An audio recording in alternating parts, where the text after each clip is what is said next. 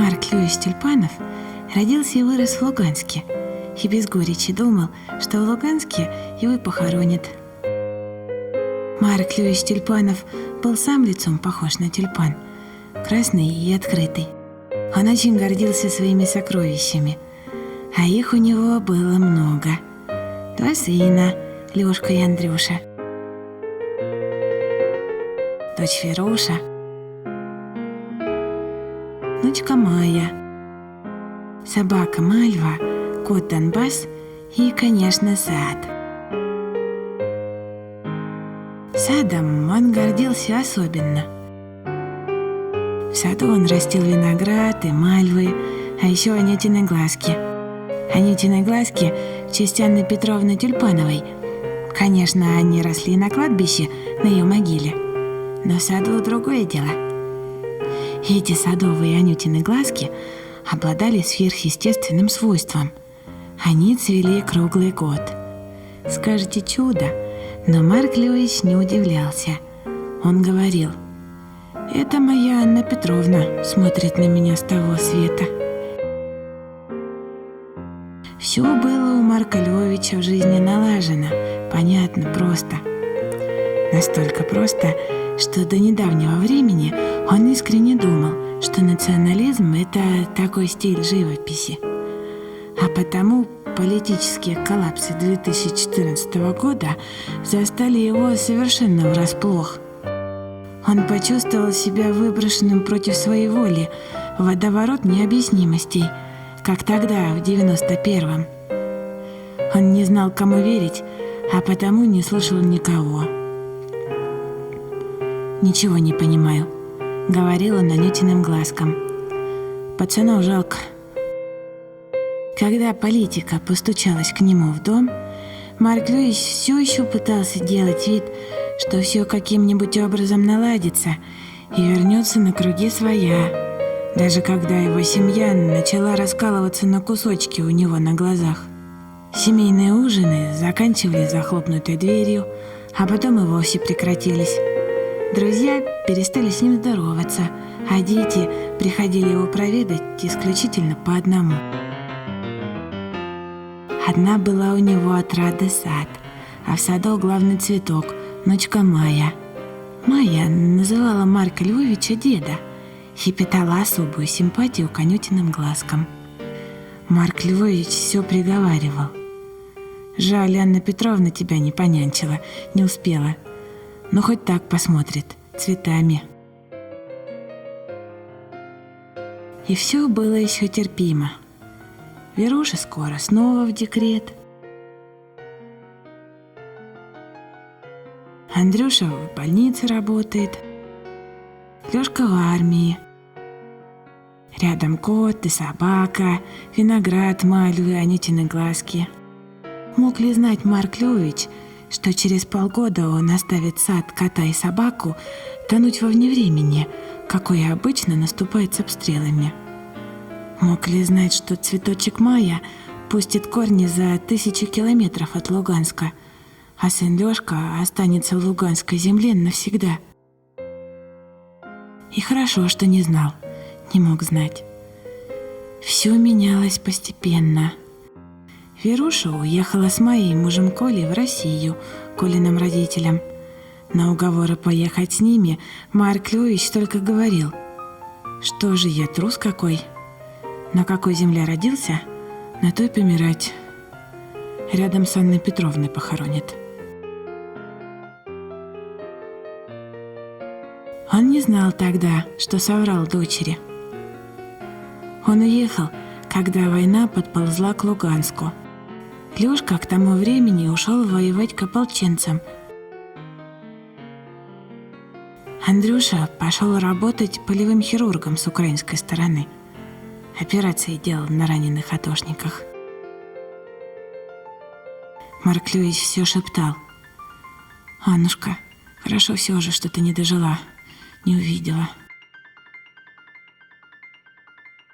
Свинцовыми руками собирал сумки, а потом вышел в сад и разом с корнем вырвал все Анютины глазки. «Не на что здесь больше смотреть», — сказал: и ушел, уехал. Многие ехали.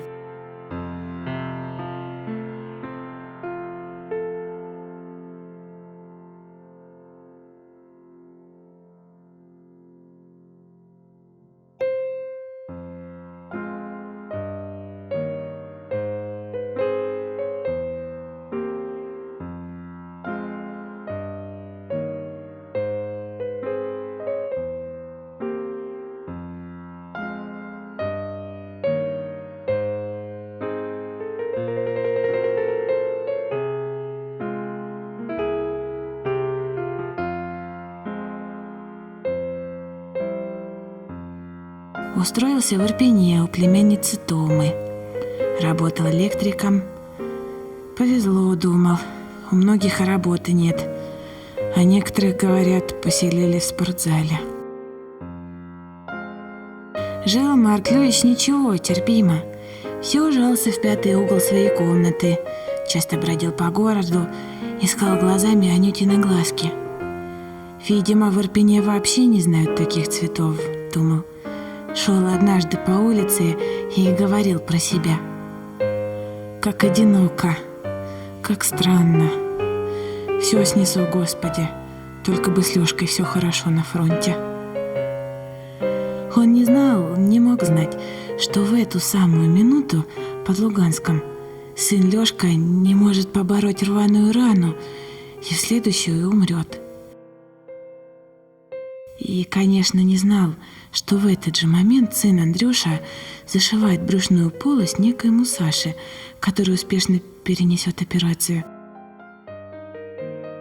А Веруша в первом роддоме Тулы уже прижимает к себе новорожденного, которого назовет Лешей.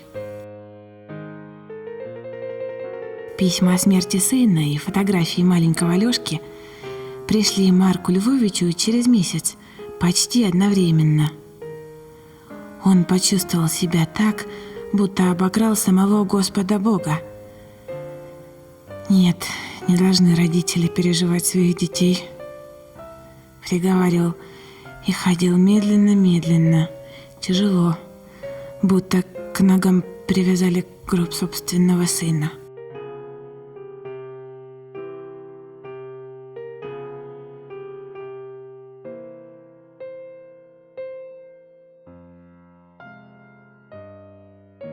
Однажды Марк Львович не вышел на работу.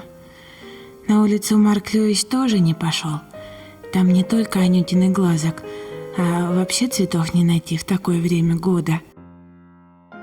Лег на кровати и сказал вслух: «Господи, мне не нужна моя жизнь, никому не нужна. Забери ее сейчас, забери, пожалуйста. А нет, буду лежать до весны, а весной куплю цветочный горшок и посажу Анютины глазки». К вечеру Марк Львович уснул. Ему снова снился кот Донбасса и собака Мальва. Снилось, как Мальва бежит за автобусом в Луганск, чужой город, а он смотрит на нее в окно. Снилось, как Лёшку хоронят в его саду, и он складывает на могилу Анютины глазки. И цветы падают на Луганск и разрываются бомбами. Весь день Марк Львович носил сон в сердце, и к вечеру сердце не выдержало. Люди, которые не видят снов, назвали бы это инфаркт. Когда ночью Марк Львович лежал на операционном столе под наркозом, он все думал, что так не должно быть, что так неправильно, что его жизнь — это не грустный мультфильм для дураков, и не может он вот так умереть, не дожив до конца войны.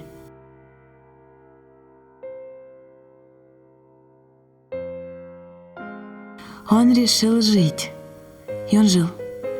Правда, после операции у него осталось только треть сердца, но кто сказал, что третье сердце невозможно любить?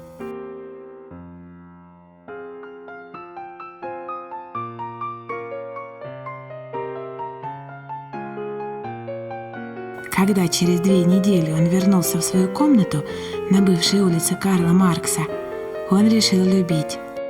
Он вышел из дома и посадил сад прямо под своими окнами. мальвы для Веры, гвоздики для Лёшки и, конечно, Анютины глазки. Он часто сидел у своего сада и читал по облакам новости с фронта.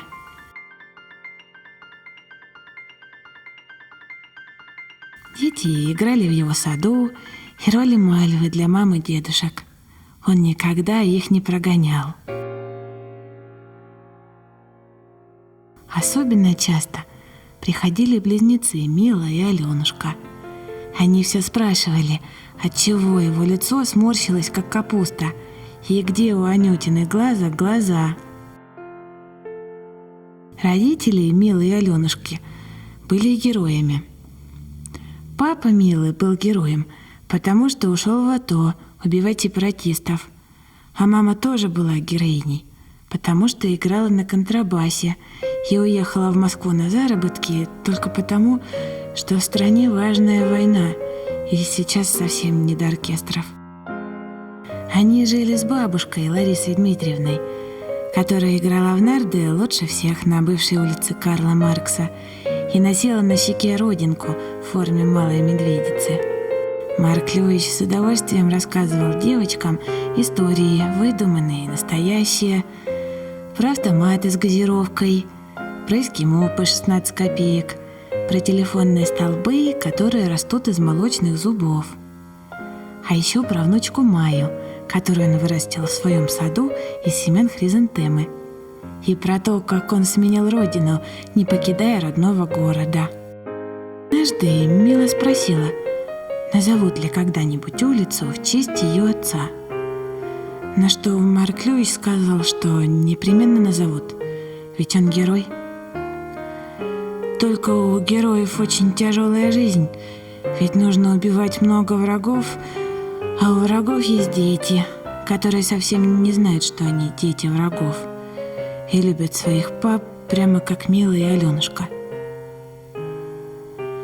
Он рассказал про своего сына Лёшку, который воюет по другую сторону, про то, что он любит вишневые пироги и умеет делать из дерева корабли, и что он мог бы подружиться с их папой и вместе есть вишневые пироги, если бы не война.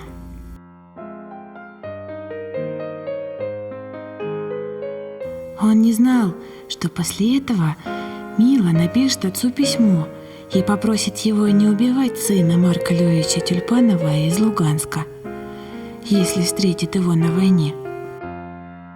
И что письмо так и не дойдет до адресата, потому что отец их в это время будет терять очень много крови от пулевого ранения в живот. А зашивать этот живот, к слову, будет сын Марка Львовича, Андрюша Маркович Тюльпанов. Однажды пришло лето, и Марк Львович рисовал с Милой и Аленушкой на асфальте белых голубей. А в это время за линией фронта Андрюша Тюльпанов собирал инструменты, чтобы бросить навсегда войну. А Веруша и ее дети сидели в поезде и считали, сколько еще раз стукнут колеса до города, в котором живет дедушка.